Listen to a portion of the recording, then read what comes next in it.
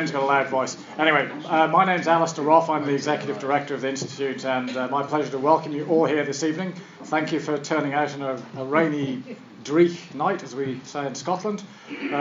Just welcome Patrick, our President. That's about it. But anyway, no, welcome to AII members, new members, some new faces, first-timers, and non-members who've come along. Very welcome to come here, and a warm welcome back to our speaker, Ben Habib.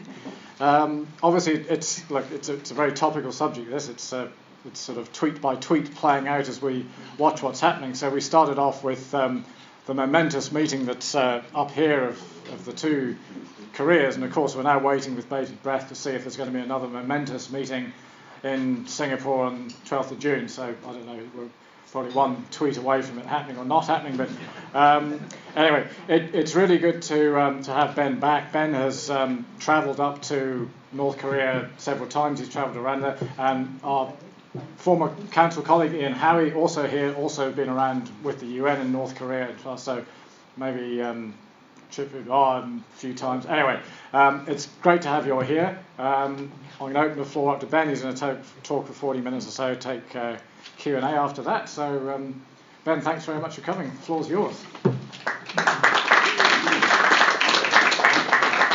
got to turn on the recording. Yes. Awesome. It's wonderful to be back here at the AIIA. Last time I presented at this podium, I said, this is the last time I'm going to be presenting publicly on North Korea. Because I thought nothing was really changing in that space, and the strategic dynamics had been the same for 20 years or so. And frankly, it was getting a bit dull as an analyst.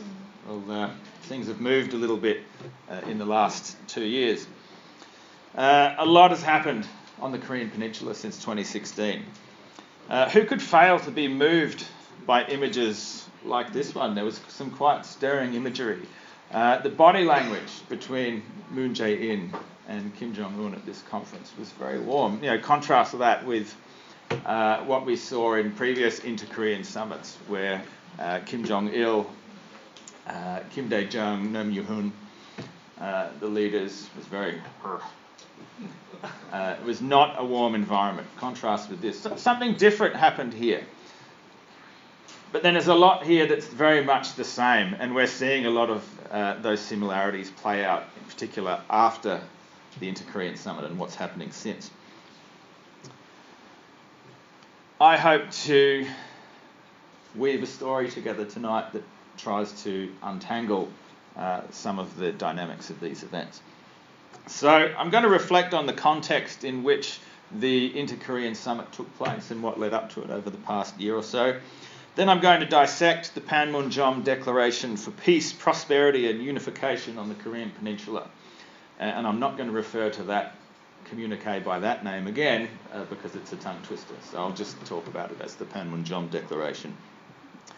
Then we'll look forward to the possibly upcoming summit in Singapore on July 12th between Donald Trump and Kim Jong Un, and muse on some possible outcomes of this process.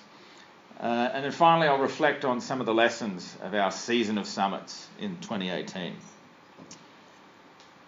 There's a theme that I'd like for us all to ponder as we move through this story tonight.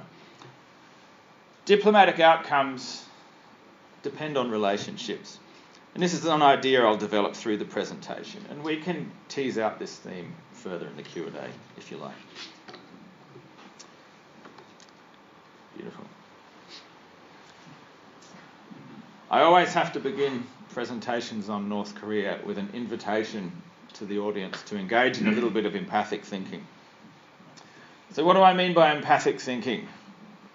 I'm not coming to this from the perspective of a self-help New Age spirituality guide. Empathic thinking in international relations is about understanding the positions and the motivations of all the players involved from their own premises. This is really important. Now, understanding actors from their own premises doesn't mean that you agree with them or you like what they're doing, you like their behaviour. But it does make for a more productive avenue for policy making as opposed to rigid positions of ideological fundamentalism. And there is a fair share of ideological fundamentalism when it comes to debates about North Korea. The public discourse, in particular, and a lot of the academic discourse, does poorly in this regard. So I think this invitation for empathic thinking is an extremely important caveat to add at the start of these discussions. And I'm going to lay my cards on the table as well. So as starting points for where I come from when I talk about North Korea, I think caricatures make for poor analysis. We've all seen the caricatures of the Kim family over the years. The younger among us might remember the movie Team America from 2004, which was like a Thunderbird-style puppet movie that caricatured Kim Jong Un. And that tendency to caricature is carried over to Kim Jong Un as well. But this holds also for the United States. So Donald Trump is often caricatured in a negative light, sometimes with a little bit of justification. But characterising him as a buffoon doesn't tell us anything about how his administration behaves. It doesn't enlighten us in any way about the motivations for his decision making and what feeds into it. So analysing politics through caricature is a really silly exercise, and we need to avoid that. When I look at the Korean Peninsula, my primary concern comes from a human security perspective. My primary concern is for the well-being of the 70 plus million people that live on the Korean Peninsula. I have a lot of relationships with people who live there. These maps here, well, there's no Star Wars-like lightsaber laser pointer on this one. That's all right. Proximity, just like the DMZ is close to Seoul, I'm close to the screen. Oh wow, look at this.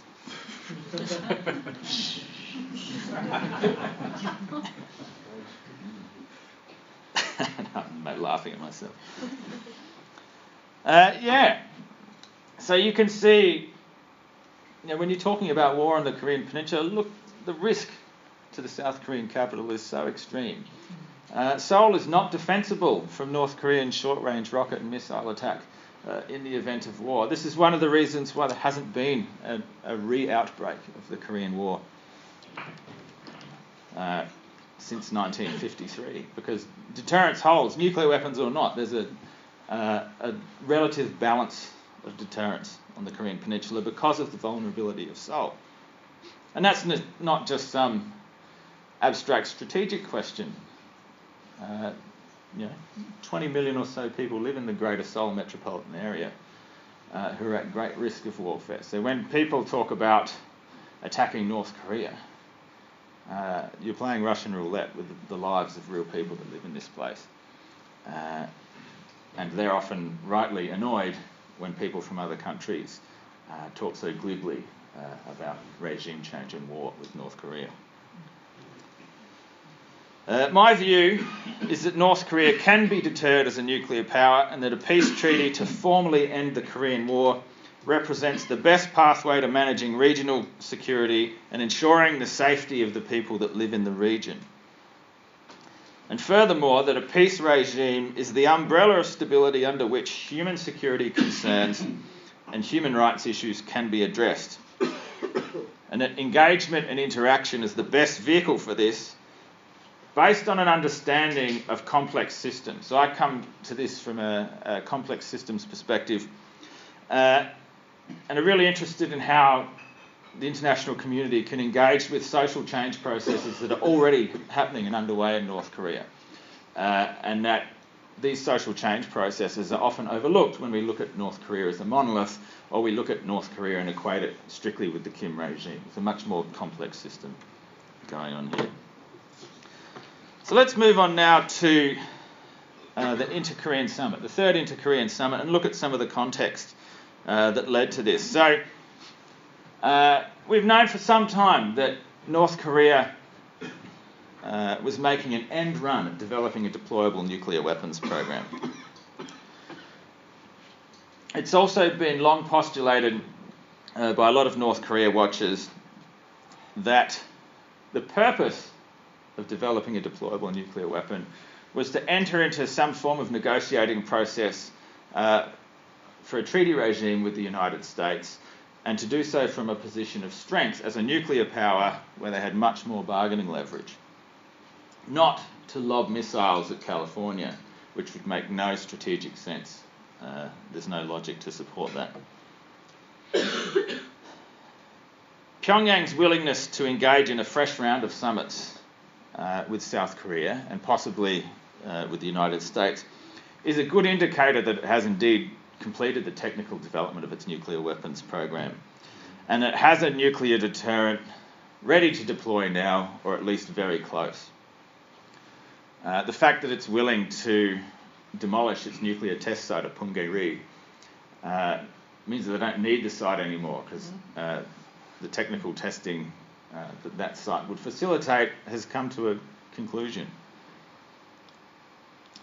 So to this end, in 2017, North Korea intensified its missile development program. So we saw a series of tests of different grades of missile, from the short-range and submarine-launched missiles right to their big ICBMs. They conducted their 6th nuclear test, which is the biggest detonation and most powerful detonation that they had to date. And we also saw the assassination of Kim Jong Un, who's Kim Jong-il's older brother, and a potential alternative leader of North Korea in the event of a regime change scenario. But it wasn't all North Korea making the play in driving escalations last year. For its part, the Trump administration played a role here. We saw Trump's threats to unleash fire and fury to totally destroy North Korea, and suggested the possibility of preemptive American attacks. We saw the announcement of the repositioning of the USS Carl Vinson carrier group, which we see illustrated on the slide here, to Korean waters. Although the timing of the announcement, I'm not sure the captain of the Carl Vinson was aware that he was on his way to Korea when this was announced, because he was somewhere closer to Perth than to Pyongyang. We saw Kim insulted as the rocket man, the madman, as short and fat by Trump in a series of tweets. And frankly, some of Donald Trump's tweets rival Korean Central News Agency, give it a run for KCNA, give KCNA a run for its money in the hyperbole stakes, which is extraordinary. We haven't seen this kind of vitriol for a long time, and it was this series of escalations that actually prompted me to come back off the bench and talk about North Korea again.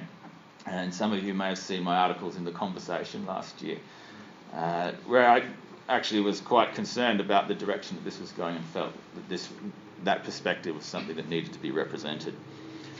So that was the beginning of how I ended up back in this room with you right now. We had the auspicious timing of the Pyeongchang Winter Olympics as the war drums started to beat louder. And the timing of the Olympics bought some time for diplomacy. We saw some powerful symbolism. The joint ROK-DPRK team marching into the opening ceremony of the Olympics under the unified Korean flag, and the joint Korean women's ice hockey team. We saw the DPRK cheer squad, which foreign media took delight in showing, and they're singing their songs. They were quite captivating. Even for someone who can't stand the Winter Olympics like me, found that quite interesting. But the diplomatic MVP, or most valuable player of the Games, could possibly have been Kim Yo-jong, or Kim Jong Un's younger sister, who we see pictured here. We talked about warm body language before. That's not warm body language, with Vice President Mike Pence there. Kim was the first member of the ruling North Korean family to set foot in the South since the end of the Korean War. So this was quite a significant event, her attendance. And it was here that she delivered an invitation to attend an inter-Korean summit to Moon Jae-in. And that was the genesis of the summit. So let's have a look now at the Panmunjom Declaration. Now I wrote about this in the conversation a few weeks ago, so what I'm going to share with you now is sort of a summary of what I put in there. But I thought it was an interesting idea to actually go through each article within this text and see what was actually in there, because there was a lot of interesting interpretations of what this declaration meant that were going around in the media. And I think there's three major points that this declaration was trying to convey. And the first main point is it identified points of agreement between North and South, the lowest common denominator points of cooperation that they could possibly build from. And as we saw in Article 1, these are things that were already established in previous declarations in an attempt to marshal the authority of previous agreements, to give some weight to this declaration. Articles 1.2 to 1.4 called for continued North-South dialogue, called for the establishment of an inter-Korean liaison office in Kaesong, which is just over the DMZ in the north. So this is like a quasi-embassy to more smoothly facilitate interactions between the two Koreas. Because apart from a telephone line, the means of communication between the two Koreas have been quite constrained since the close down of the Kaesong industrial complex. There were calls for another joint Korean team at the upcoming Asian Games. So again, the power of symbolism. Symbolism is easy to do, but it can be powerful in terms of establishing an intent for further interaction. There were calls for the restarting of the family reunion program to reunite members separated by the Korean War. Now, the family reunions have been a staple of inter-Korean confidence-building measures throughout a lot of previous agreements.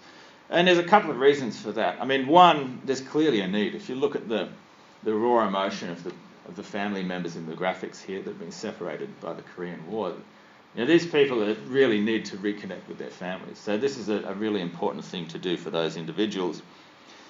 But they're also relatively easy to facilitate, and they're great PR. So again, the symbolism is important there. So if you're looking to start off some confidence-building measures, the family reunions are a good place to start. Most interestingly, though, there was talk of the establishment of railway and road corridors linking North and South Korea. Now, those corridors exist, it's just a matter of opening them.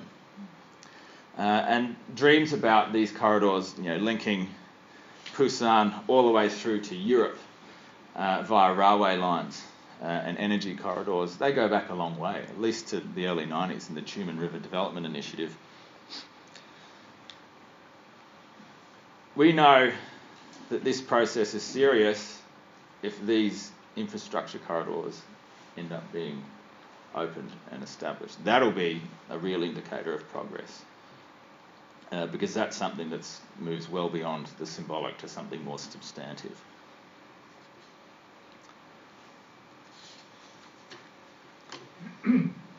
The second interesting point from the declaration is a series of articles in Section 2 that look to dampen some of the security pressure points in the inter-Korean relationship. So 2.1 talks about the cessation of hostile acts against each other in and around and across the demarcation line. Now, this doesn't mean that there's going to be any demobilisation of forces. It just means that they're going to try and avoid some of the pinprick provocations that can lead to escalations at any time. One of those pressure points is the northern limit line. So this line along here, you can see it's very interesting in the proximity of this maritime boundary to North Korean territory.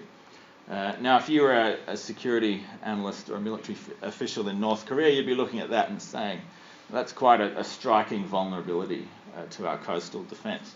So it's no surprise that this has been a traditional friction point. If we look up here, it was around this area that the naval corvette, the Cheonan, was sunk by torpedo back in 2011.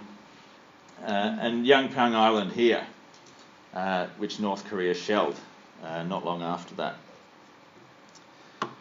So having a plan for managing tensions in that area, that's a really important military-based confidence-building measure.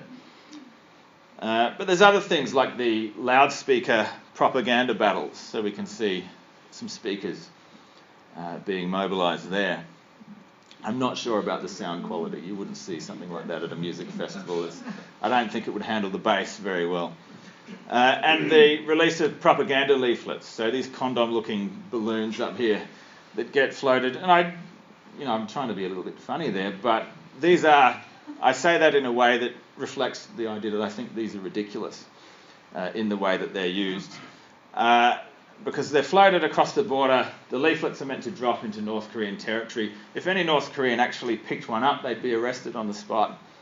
But what they do is put pressure on the militaries of both countries, because this is not the government that's releasing these things. These are private groups in South Korea.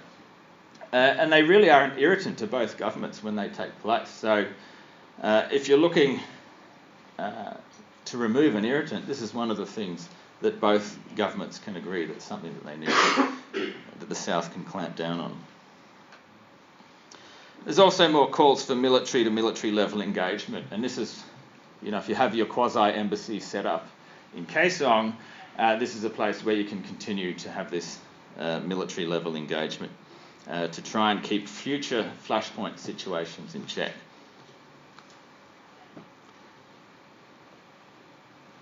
So the final section of the declaration sort of hints at the possibility of a path to a permanent peace settlement.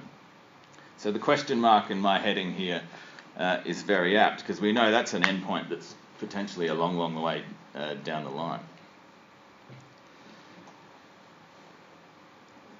If we look at Article 3.1, the two Koreas reaffirmed their non-aggression pact back from 1992 in the Agreement on Reconciliation, Non-Aggression and Exchanges and Cooperation. And this non-aggression clause has been standard fare in any inter-Korean joint communiques and joint statements ever since 1992. So it's no surprise that this is included in this document. Article 3.2 discusses phased disarmament. Now this relates to conventional forces mobilised against each other and not to nuclear weapons. So for any of the media analysts that got excited about that clause, this doesn't relate to nuclear weapons at all. And that comes with the added caveat that other confidence building measures have been implemented and that military tensions have been alleviated. So that's direct reference, military tensions, that refers to the United States. And you can bet that it was at North Korean insistence that that particular phrase was included therein. Article 3.3 refers to the larger great power context by calling for the participation of the original signatories of the Korean War armistice in negotiating a peace treaty.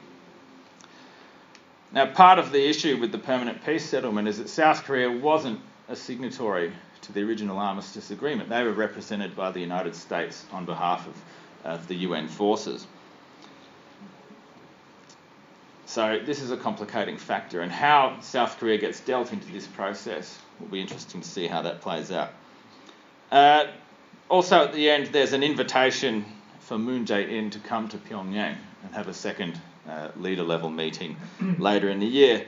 So it will be interesting to see if that happens, and that would obviously depend very much on what happens on July 12th with Trump and Kim. So what we see across this agreement, there's nothing particularly substantive here. There's a lot that's been recycled from previous joint statements. These are the very, very preliminary level foundational building blocks of a possible confidence building process. But you've got to start somewhere. Like this is where the process is at. You have to lay some foundations, but it does need to be built on over a period of time. Do we have the time? Do the participants have the patience for that kind of process? Do they really want that kind of process? Rhetoric aside. Part of the confusion over this document is what's meant by the phrase nuclear-free Korea, and calls for complete denuclearization that are articulated in this text. Clearly, the Trump administration thought that they were on a winner with North Korea committing to complete, verifiable and irreversible denuclearization, or CVID, as the common acronym's called.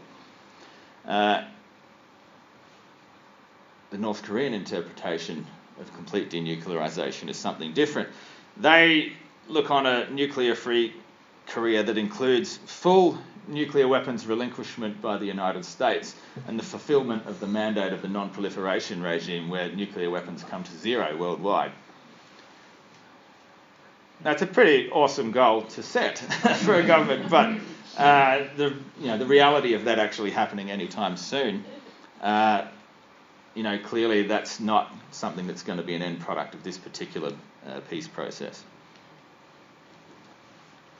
It's interesting that there's a statement about South and North Korea sharing the view that measures being initiated by North Korea are very meaningful and crucial for the denuclearization of the Korean Peninsula. So this includes measures like the dismantlement of the Punggye-ri nuclear test site, and the invitation for foreign journalists and UN inspectors to come and oversee this process. Now, there's been a bump in the road of that process as well, with limitations on which foreign journalists can come in and oversee this process, and delays in their accreditation. But clearly this is throwing a bone to the United States. This is trying to establish some bona fides for North Korea, looking forward to the US-DPRK summit. But what this does indicate also is that when you've got different interpretations of what denuclearization means, you've got the US and North Korea talking across each other. And if you're trying to engage in an engagement process where the two parties are coming from different premises, so this is your empathic thinking coming in right here. If you're not on the same page, you're not going to get anywhere in the negotiating process.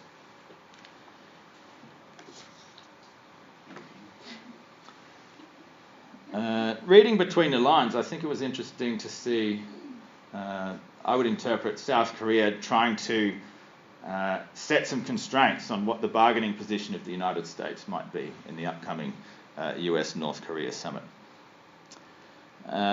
One could say that the South Korean government privately doesn't have a great deal of confidence in the Trump administration. Not establishing an ambassador to South Korea until very recently, that doesn't send a great signal. And I know in some of the private discussions I've had with connected people in the South, they're very concerned. And even in the popular discourse, a lot of people in South Korea are seeing the United States under Trump as more threatening to South Korea than the North, which is quite an extraordinary development, given the closeness of the ROK-US relationship.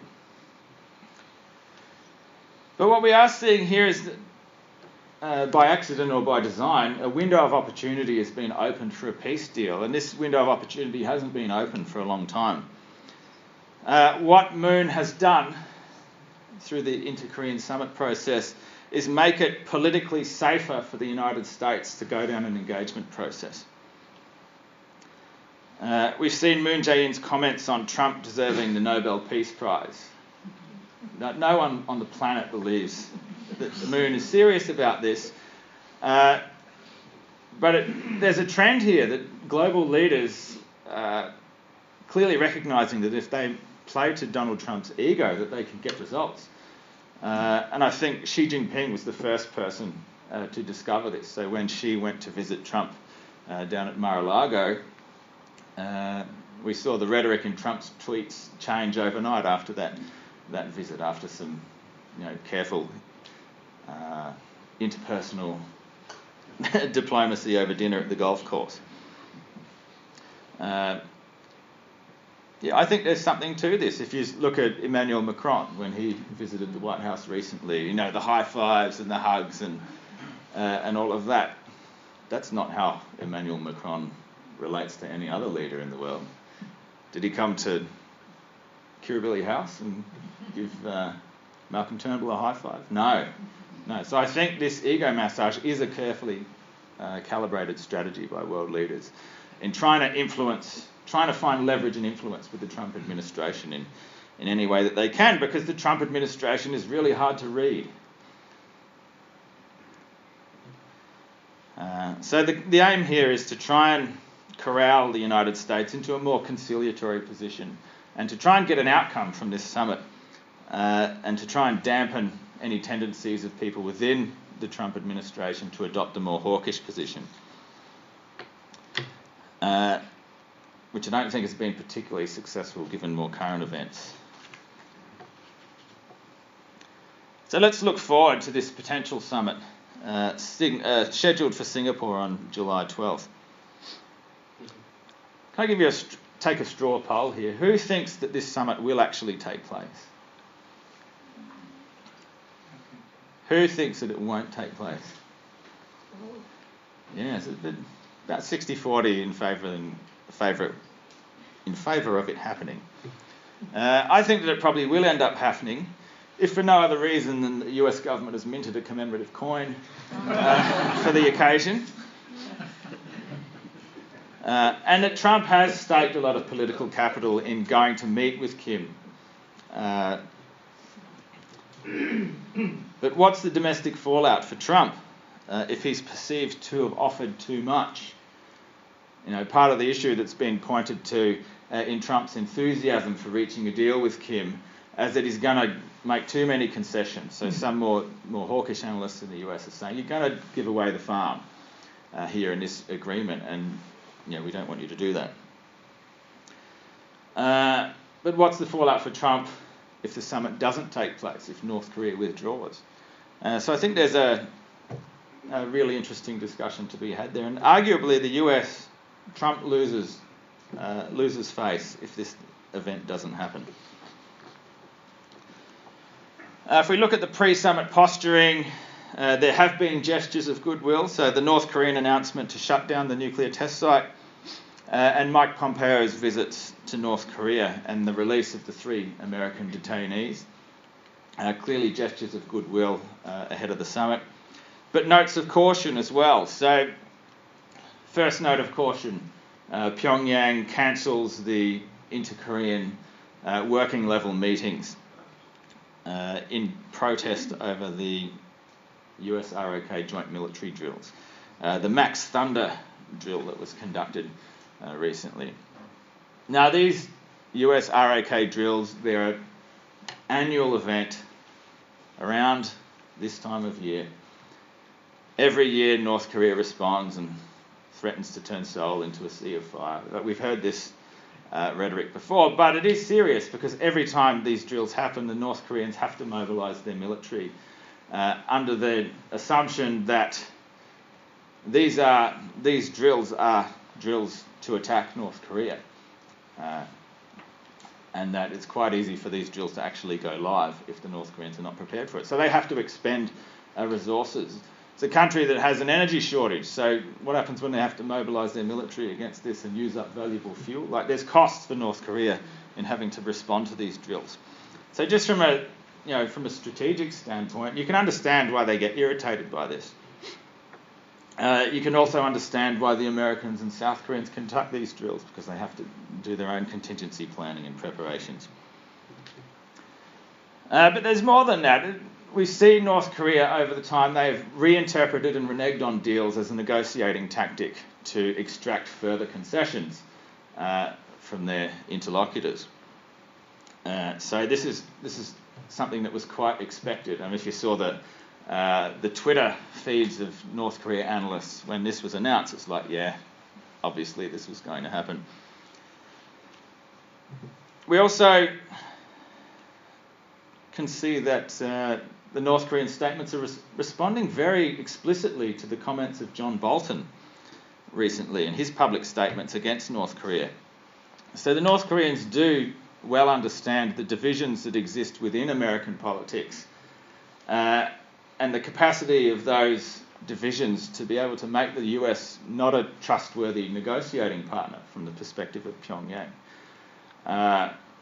So I think what you see here is two parties that don't have any trust in each other at all, who've pledged to come together and have a chat. Now this is, how are you going to get anywhere with such low levels of trust?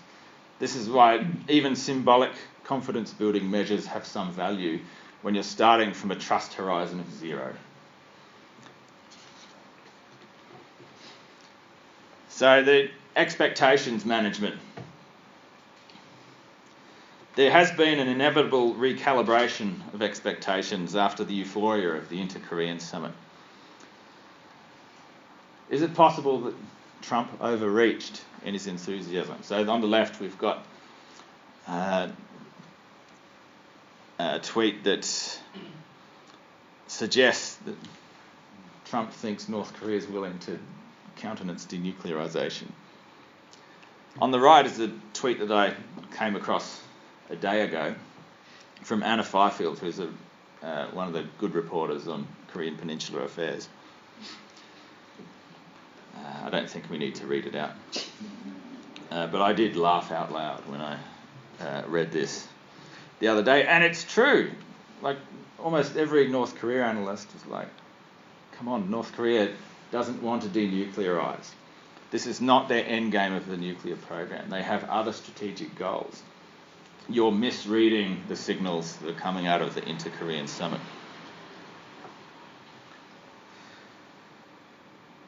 As seasoned North Korea watchers know, there's no outcome in which the Kim regime willingly relinquishes its nuclear weapons program, because the Kim regime is so heavily invested in nuclear weapons as the foundation of its security strategy, as the foundation of its economic development pathway, and as the foundation of its domestic political legitimacy. They're too all in nuclear weapons.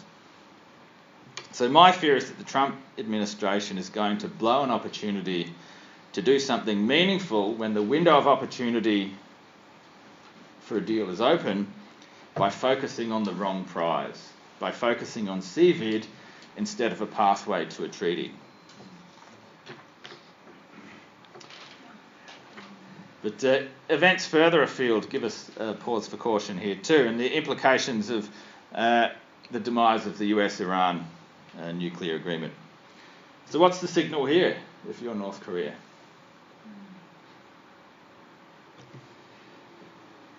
What's the signal here when John Bolton talks about the Libyan solution to North Korea and the lesson of Gaddafi in Libya, or the lesson of Saddam Hussein in Iraq?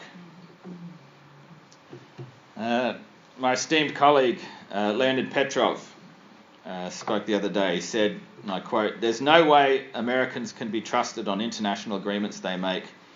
Thus, the Kim-Trump summit would be a waste of time.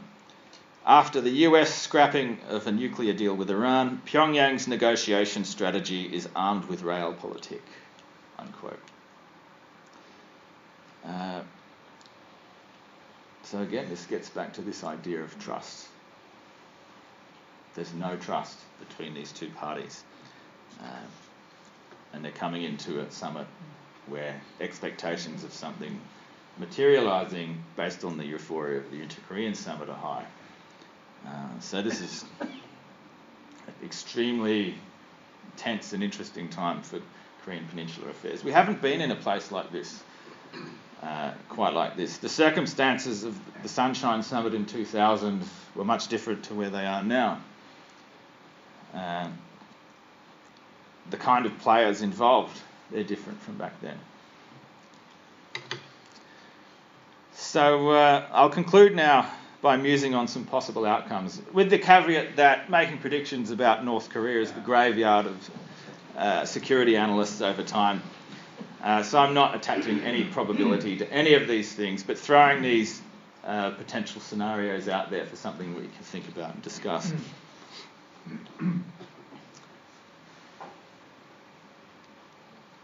So I think the best possible outcome is the opening of a confidence-building pathway. We're not going to get a treaty to end the Korean War from this summit, even if the summit goes beyond expectations. That outcome is still a long, long way away. It's likely that North Korea does very much want a peace deal with the United States, but under its own terms, and this does not include nuclear relinquishment. So we get to this confidence-building pathway. For the US, for its part, recognises the summit as the first step of a long-term relationship-building process. We get here if Washington moves beyond CVID as its objective, if it recognises that it is the more powerful party in this process and has the capacity to reset the terms of the relationship. And a peace treaty is the only thing that the Americans have to offer the North Koreans that they actually want. So there's a really interesting dynamics of who has leverage, different kinds of leverage in this relationship. The US is by far the more powerful party militarily in this relationship, but there's constraints upon the ways in which you can bring this military power to bear in the Korean theatre, which have a constraining effect on the kind of bargaining position that they can realistically take to any negotiations if they're serious about getting a deal. For North Korea's part, we'll get to this outcome if they do follow through on their concessions. So if they do actually dismantle the Punggye-ri test site and they do engage in some kind of verifiable nuclear freeze. We get here if they continue their rapprochement with South Korea and some of the confidence-building measures that we see in the Panmunjom Declaration, if they come to fruition. And this might be the only pathway through which North Korea can disentangle itself from some of the stricter sanctions in the economic sanctions regime. So they do have an interest in going here.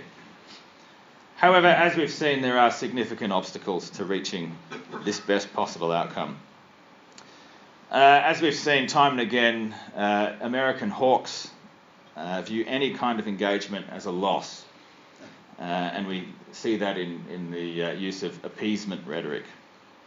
And as I've said in this room before, appeasement is one of the most juvenile and misapplied terms in the lexicon of international relations. North Korea is not Nazi Germany, this is not Munich. That kind of thinking is unhelpful to trying to disentangle the unique circumstances of Korea in 2018. It's unlikely that a deal may be supported for ratification in Congress because of the Republican majority. So remember what happened to the agreed framework in the mid-1990s. Negotiated to great fanfare, but ultimately founded on the Clinton administration's inability to get it ratified. Of course, the irony here is a deal's more likely to stick if it's owned by a Republican president, and a Republican president can get it through. Other obstacles, North Korea is heavily invested in anti-American ideology for its domestic political legitimacy. It would need to refrain from its historic tactic of engaging in pinprick provocations to extract concessions. And ideally, this pathway needs to have other regional states on board. It needs to have China heavily invested. It needs to have Russia and Japan heavily invested, as well as South Korea. And given the kind of enmity that we're seeing between China and the United States, in the context of this larger hegemonic transition that's going on, that makes getting all the six parties involved extremely difficult. Possibly even more difficult than during the six-party talks process, when the divisions between the six parties were laid bare time and again. A Machiavellian outcome to the summit might be the summit as a construction of a straw man by the Trump administration to justify later military action. Now, this would be my worst case fear if something like this took place. So rather than believing that the Trump administration has misread North Korea's intentions. The argument here would be that the Trump administration fully understands that the North Koreans aren't serious, and they're setting up the summit to fail so that they can do what they wanted to do last year, but got derailed in terms of a war of regime change. Are there any indicators for this? Well, the appointment of John Bolton, that's a pretty strong signal in a hawkish direction. The withdrawal from the Iran deal is a pretty strong signal. And especially if the US-DPRK summit doesn't take place, watch this space. It'll definitely put the US-South Korea relationship under greater strain, and it's an extremely high-risk gambit. I very much hope that this outcome doesn't come to pass, because this would be extremely dangerous. We also have the missed opportunity outcome, and all of the talk of war is bluster, and we end up just back where we've been for the last 2 decades, with mutual deterrence, with pinprick provocations, with an uneasy truce. And I think this is where CVID policy leads us. In the absence of viable military options to enforce the norm, we know this story. I think the North Koreans can live with the status quo, and I think the Americans lose prestige from this outcome because it demonstrates that they're not capable of bringing a smaller state to heel, and that does, in the context of hegemonic transition, I think that does the United States an incredible amount of damage reputationally. So finally, a lesson from our season of summits. Summits are symbolic events, as we've seen from the pictures of Moon and Kim at the DMZ, and all of the fanfare around the Inter-Korean Summit, all of the fanfare around the cooperation at the Winter Olympics. But that symbolism is important in terms of establishing some kind of foundation for confidence building. The real work of an agreement is done in advance, including in the building of the agenda for the summit and negotiation of agreement texts. So if there is to be an outcome for the US-DPRK summit, it will have already happened behind the scenes. So we'll have to wait and see on that one. Summits are the beginning of a longer process to actualise an agreement, which require confidence-building measures and implementation steps. For the summit to be a success, we need to see some kind of map towards that end. Relationship to and fro comes from trust through confidence-building measures, and leverage through depth of interactions. So one of the issues that the United States has had in dealing with North Korea is that it hasn't had a relationship with North Korea to give it any leverage. If you don't have any economic interactions with the country, sanctions, your bilateral sanctions measures, it's very difficult for them to have an effect.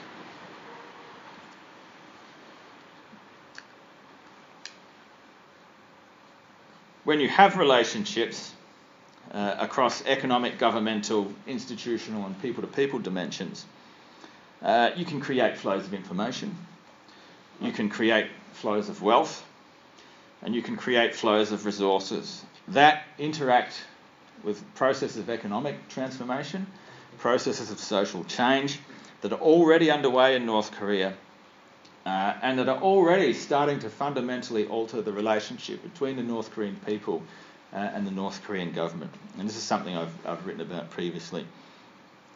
So this is where the complex systems perspective comes in. What's the power of networks? What's the power of material and ideational flows?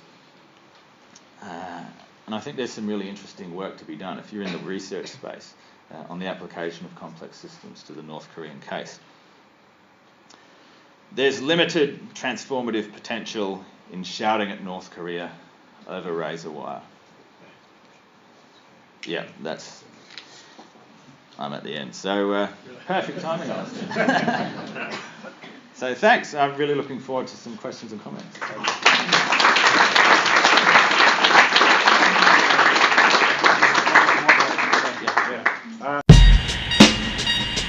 Okay, we've got a roving microphone. Please just state your name and keep it to a very brief question. We'll go Sandy first, and then Beth, and then come to Lawrence, and then we'll come to this side. Thank you. Alexander Gillis, surely the key to this is China. China has a power. China wants North Korea to leverage over the Americans. So how much is this in China's court? Yeah, really interesting question. Fascinating to see that Kim Jong Un's been to China twice this year, before and after the Inter-Korean Summit. And that after his second visit, North Korea's position has got a little bit more bellicose in relation to the United States. I think the Chinese had become very irritated with the North Koreans over time, to the degree that there was quite a serious debate in the Chinese foreign policy establishment as to whether China should cut the North Koreans loose. I don't think it would ever come to that, because North Korea is useful to China in terms of soaking up some attention of the Americans, the buffer zone concept, and preventing the refugee outflow of a collapsed North Korea, among other things. And it also keeps the Trump administration's attention on the Korean Peninsula at a time when there's other frictions between the US and China, and at a time when China's becoming more assertive in the South China Sea as well. So an interesting space. It's always, the North Korea-China relationship's always an interesting one to watch, because there's definitely ebbs and flows.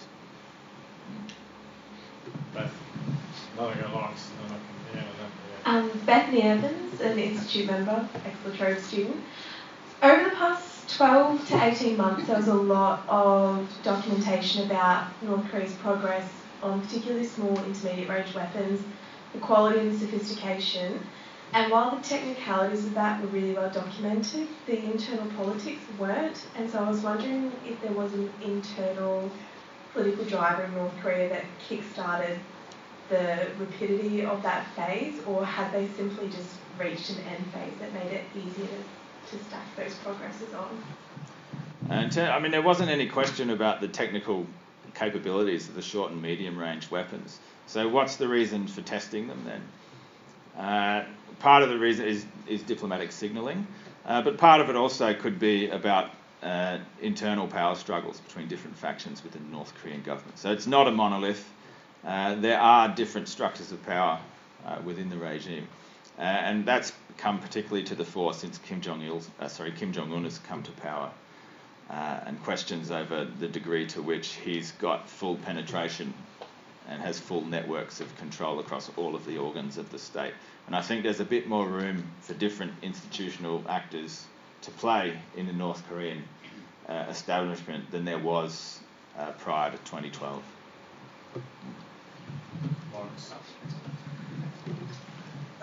Firstly, excellent speech. It was great to hear all of that. So my name's Lawrence.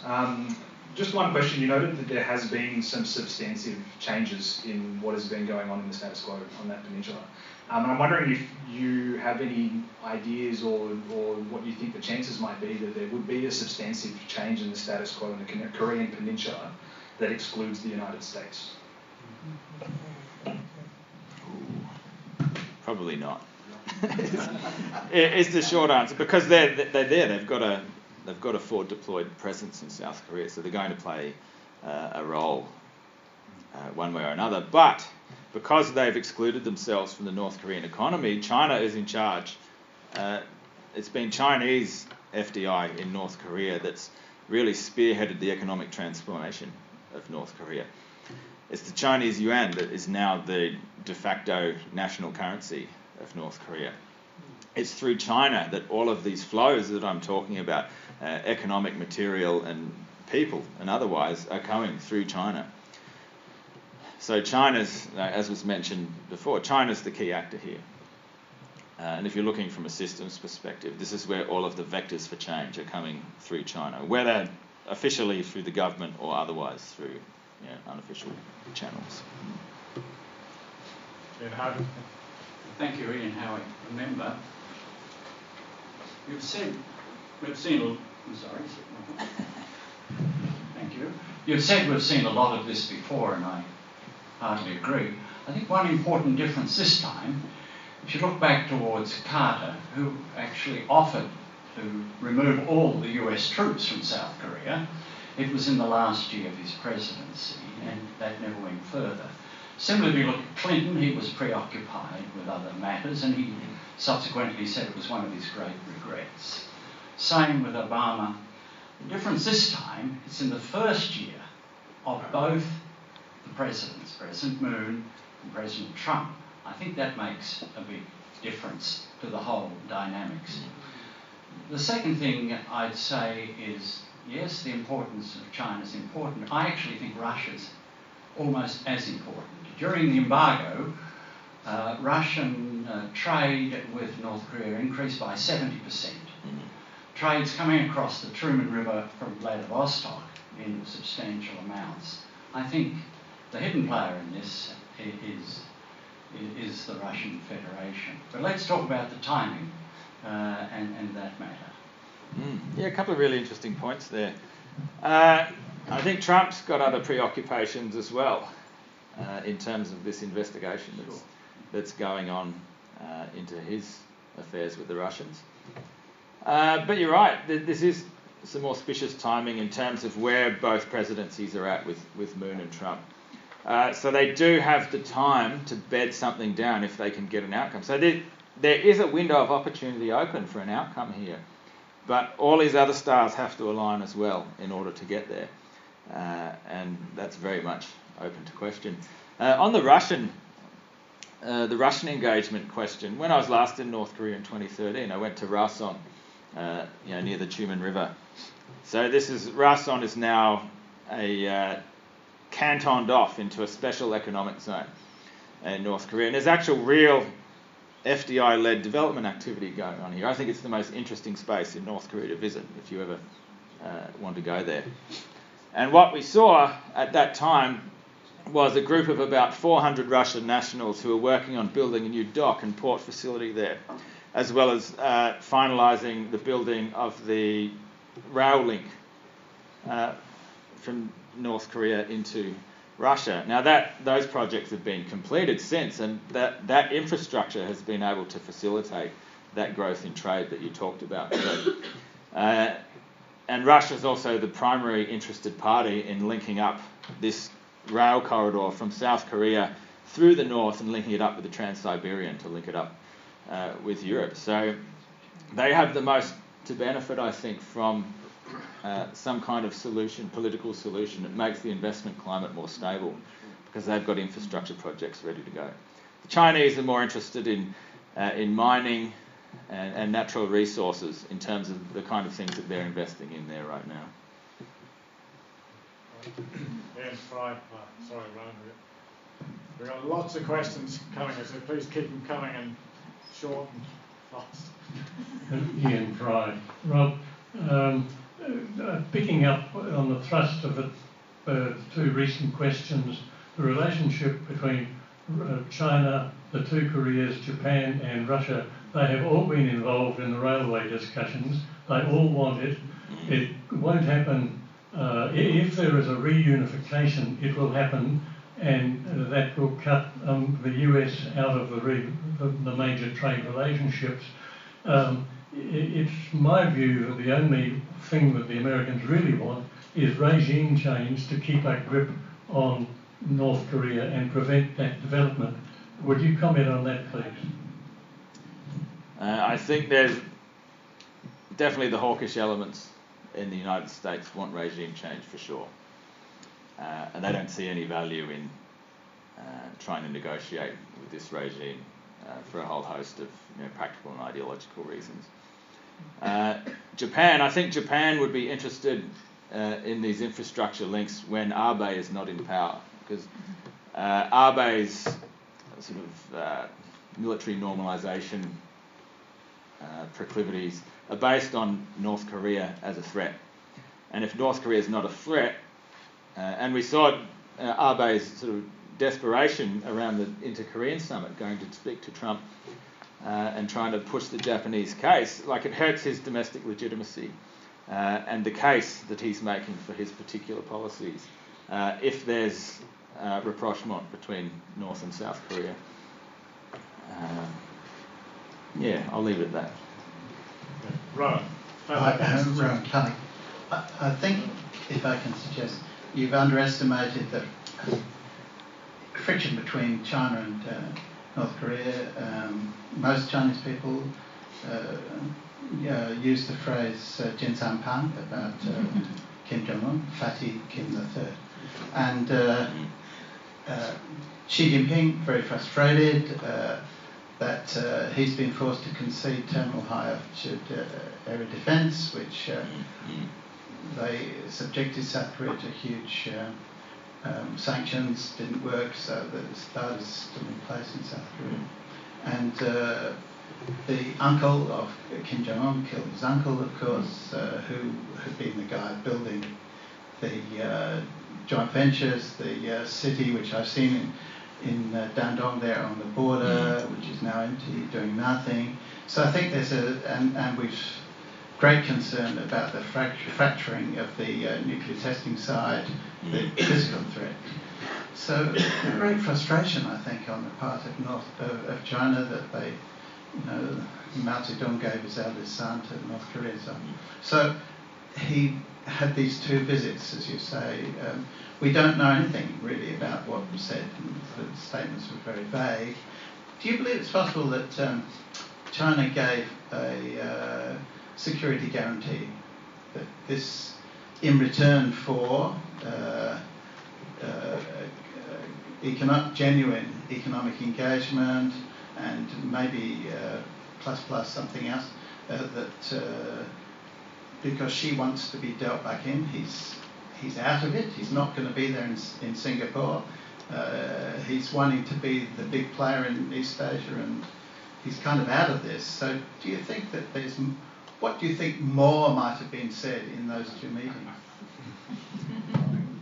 I'm going to venture into the realm of wild conjecture here, but I think it's entirely possible that Xi offered a security guarantee, and the more aggressive North Korean position could be evidence of that. But I agree absolutely with what you said about Chinese views of North Koreans, and indeed North Koreans hate the Chinese as well, because they saw when North Korea was on its knees and the original sort of maverick Chinese entrepreneurs that came in to trade them really ripped off the North Koreans, and they knew this. So this is not a friendly alliance relationship. This is an alliance of convenience, and there's not great trust in that relationship either. But there's usefulness on either side. But yeah, I think Xi wants to deal himself back into a process. The Chinese were the grand facilitators of the six-party talks. They're not involved much at all in this particular process, and that would be of concern in Beijing.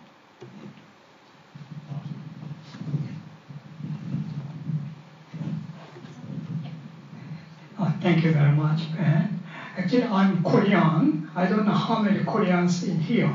In Melbourne, we have more than 20,000 Koreans. I just got the Korean news just come here. I show to you. North Korea, they had a plan to invite journalists to show the demolition of nuclear site there. They invite 5 countries: America, UK, China, Russia, including Korea. But today, this newspaper, just 2 hours ago, they invited 4 countries only to Beijing to Pyongyang, excluding South Korea. Very interesting. More likely, Kim pushed Mr. Moon South Korea because of military exercise or something like that. He more likely want to talk to Trump directly, make him more greater North Korea. Yeah. Something like that. So your opinions. Second question, you visit to South Korea last year, couple of years with a student. So you may have some observe South Korean really how much interest in actually unifications. Some newspapers say less than 50%. That's an important one. Yeah. Also, do you have any plan to visit to North Korea with your student? Because in here, 2 years ago, we made a proposal. So you might be interested in that one. Yeah. Okay, what was the first one?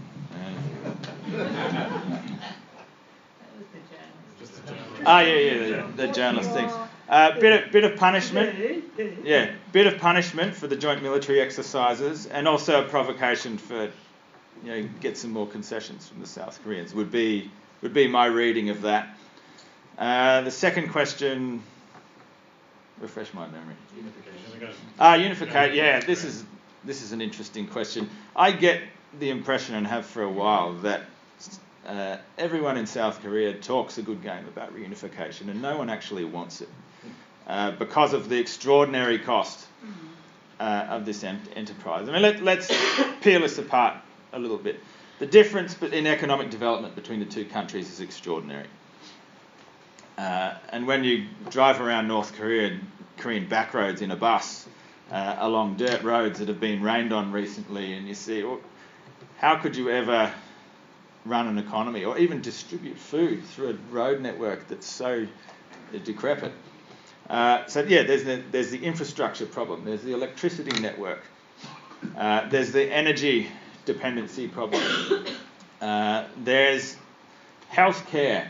There's generations of people that have grown up with trauma that need to be dealt with. How do you integrate these people into South Korean society? So we've seen the difficulties of North Korean defectors trying to integrate into South Korea.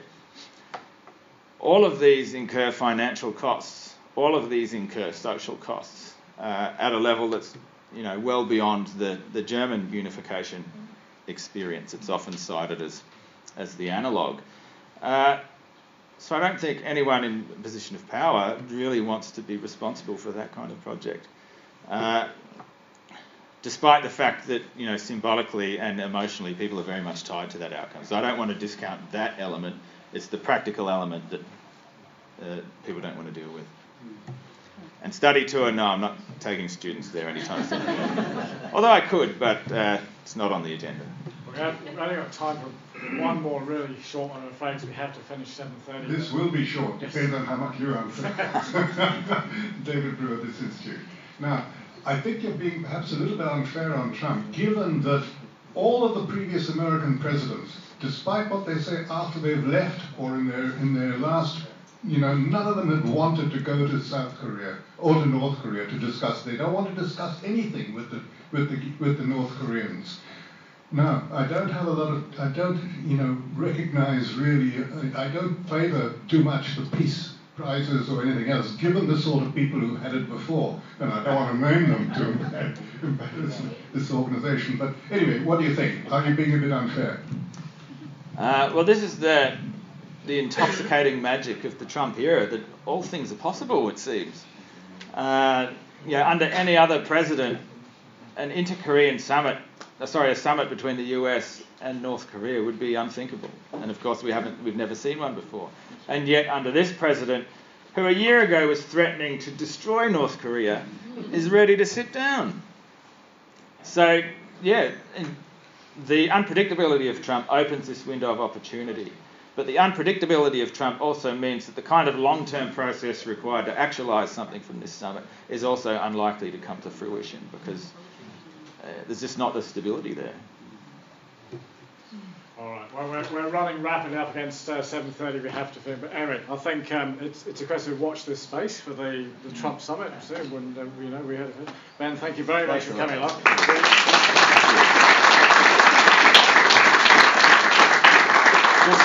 Just before you jump up, we're thanking Ben actually in two guises tonight, both as a speaker, also as the representative from La Trobe University to the International Careers Conference, which is happening August 31st. We've got a big team. All our interns from the ICC are here, so we've had a good meeting this afternoon, and that's all getting underway. It's a really good initiative.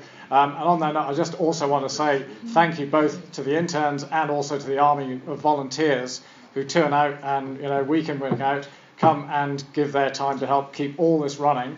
And of course, thank you all for your interest in coming. But we couldn't do it without the volunteers and interns, and thank you to all of them. But thank you too for coming.